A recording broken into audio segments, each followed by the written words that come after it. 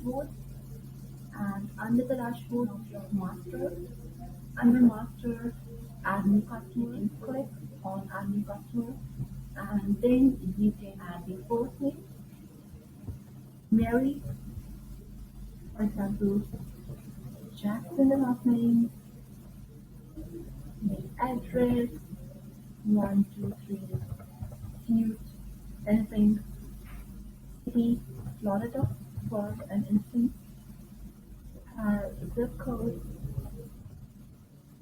You can also choose use this location for home or others, the respective email ID, anything, phone number, discount charges, promo code if any, the store name that you want to add manually, the price list, existing or anything, what you want according to your preferences. You can also choose the packages as well. For example, wash and fold is 600 kg, and for this is a charger. Any preferences that you want to add, so you can just manually add that. Click on the button save. So after that, you will be